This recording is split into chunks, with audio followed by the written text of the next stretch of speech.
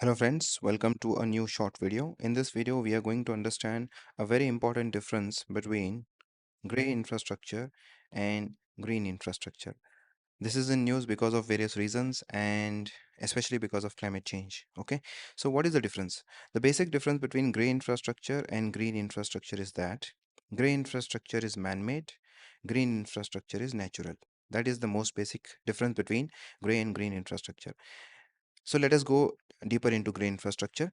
Grey infrastructure is man-made infrastructure built using concrete, steel, and other such materials like asphalt, bitumen, and etc. So, what are the examples of grey infrastructure? Grey infrastructure, if you look around, then you will find a lot of examples of grey infrastructure. For example, roads, walls, buildings, right? Bridges and highways, state highways, national highways, and pipes and other infrastructure used for stormwater drainage and sewage water transportation and commercial and residential complexes that you see in your city, right? Your house itself is also part of green infrastructure because it is built using concrete, right? Next is large hydro reservoirs, right? Dams and storages. These are also part of green infrastructure because they are man-made. Next examples, concretization. You see nowadays in every city, concretization is considered a lifestyle choice, right? For example, footpaths are concretized and roads are concretized. The open areas are concretized everywhere. If you go into any apartment complex, you will not see any area having just the soil because all of the area is concretized because they want to convert the open areas into playgrounds and other such parking lots and etc. Fine. And these are examples of again gray infrastructure, that is buildings and other infrastructure built around oceans and rivers like ports, factories, and airports and ports.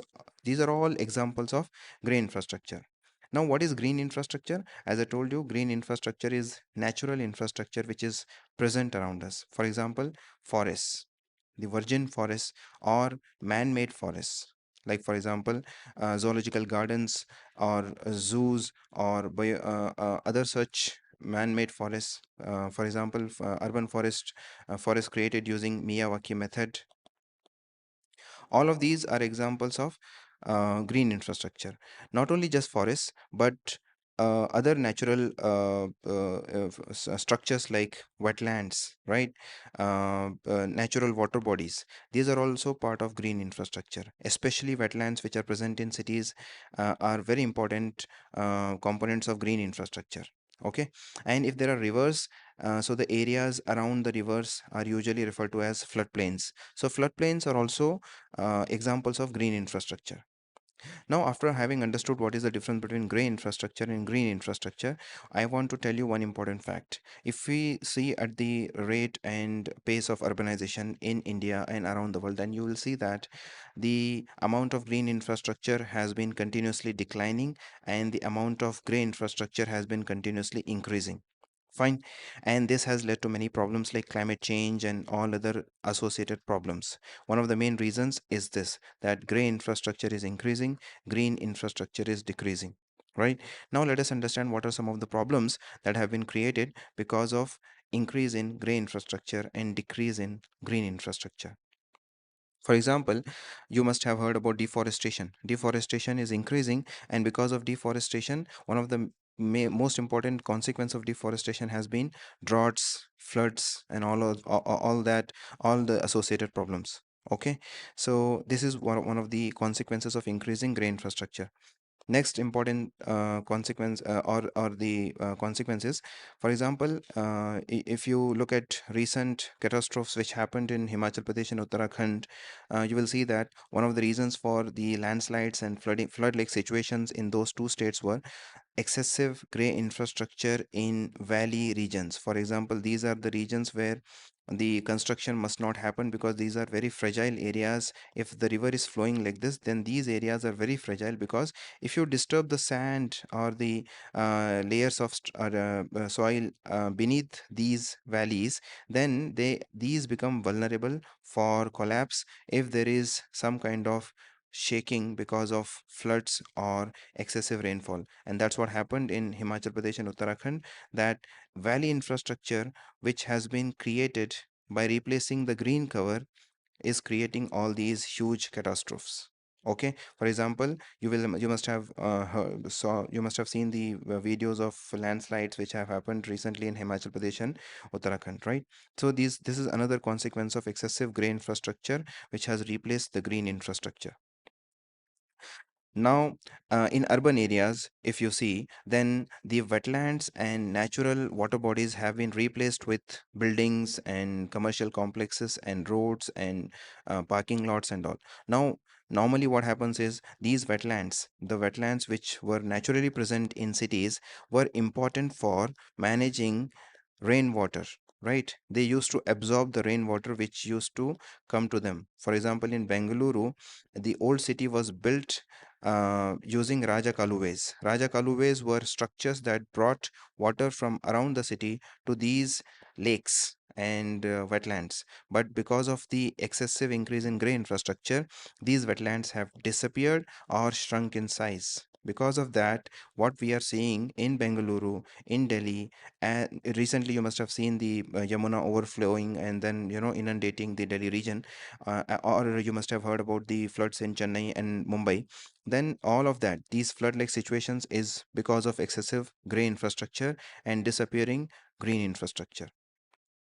One more important consequence is drying up groundwater. Most of the borewells are drying up in urban areas. Around 60 to 70% of water supply to households happens through groundwater, right? So because of excessive concretization, what happens is, normally when rainwater falls, it seeps inside the soil. For example, let's say this is the land and there is a soil cover. So soil allows rainwater to go inside and replenish the groundwater. But because of concretization, if this land is covered with concrete, then there is no seepage. Water will run away, right? It will cause two problems. One, there is drying up of groundwater, no more bore wells. Then second, this fast running water creates flood like situation that we saw here. So these are the two important consequences of excessive concretization. So please, if you're living in a place, then don't concretize the area around your house. Let there be soil and let there be seepage, right? And another important consequences of excessive gray infrastructure is climate change. For example, these structures that we have built in urban areas, they increase the overall surface area available for sunlight to be absorbed. One factor is this, so that these buildings increase the surface area, right? They increase the surface area, and which increases the total absorption of insolation, that is incoming solar radiations. And second, concrete is a very good absorber of solar energy. So both these factors have combinedly created an effect called as heat island effect, and which have increased the urban temperature by almost 2 to 3 degrees compared to rural areas. If you must have seen this very easily, right? If there is a building, if you are staying near a building, then you will feel that the temperature is like 40. But if there is a tree, and if you go and stand below that tree, then you will feel the temperature is 35. This difference of 5 degrees is because of heat island effect. Fine. So another that this is one more impact of disappearing green infrastructure and excessive increase in gray infrastructure. So all these are problems which have been created because of excessive gray infrastructure and disappearing green infrastructure.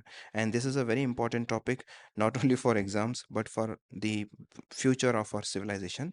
So I hope you have understood. And if you have any doubt, and if you want me to explain any more topic connected to this topic, then please let me know in the comment section and I will try to explain them. Thank you for watching the video. See you next time.